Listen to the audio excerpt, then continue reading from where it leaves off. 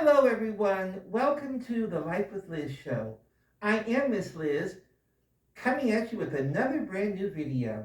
Okay, so recently I received a message commenting on my previous video where I talked about, or I'm sorry, not a previous video. I made a comment on another person's YouTube video.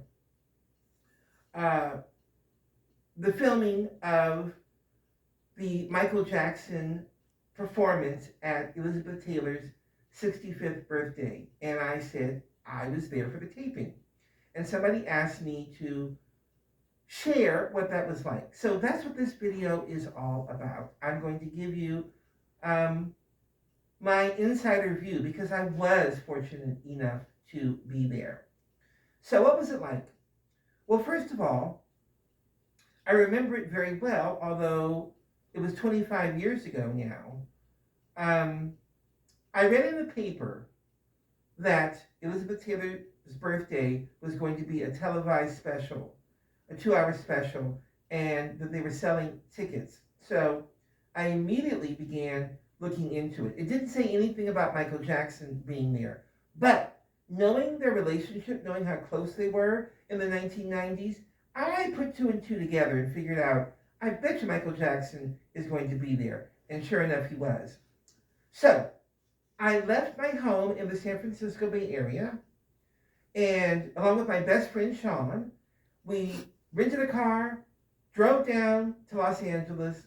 We wanted the full experience. Now, at the time, this was a big extravagance for me because not only did we have to buy the tickets, which were pretty pricey, even though we were in the balcony, but we also wanted to have the full Hollywood feeling. So we stayed at the Beverly Hills Hotel. We could only afford one night, but we had a grand room there. Beautiful. And I rented a limousine so we could arrive in style. Now, because we rented a limousine, that meant that when we pulled up to the Pantages Theater, which is where it was filmed, we were able to get red carpet access, which we did not expect.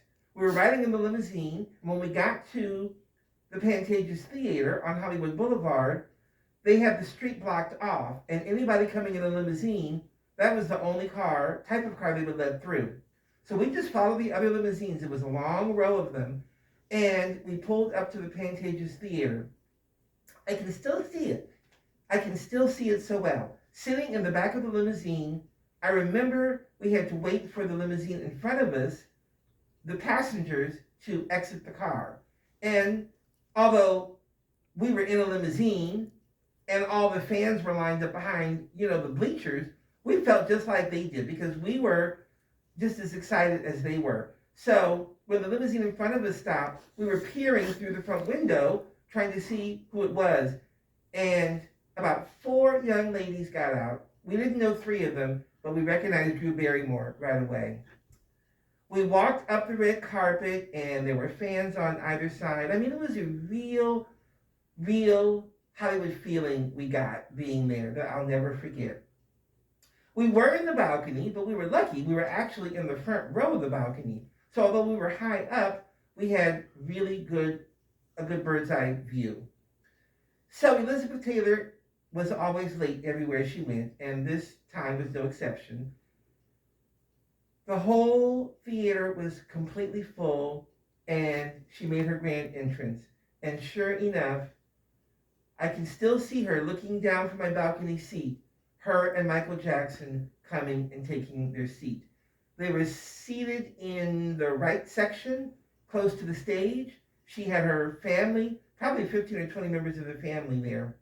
And Michael Jackson sat right next to her through all of the other performances until it was his time to take the stage. When Michael Jackson, and they taped his performance almost at the end. It was a really long, I want to say we were there for 3 hours. It was a long taping episode because if you've ever been to one of these, they trim a lot to get it into the 2-hour TV special. But you have to sit there while they change the stage for the next performer. So there's a lot of downtime. and the house lights would come on. And I remember at one point thinking, because in between the changing of the stage decorations, people would go over to Elizabeth and Michael and wave at them, or a couple of times they would go down the aisle close to where they were sitting, and Michael Jackson would get up from his seat and go over and talk to them.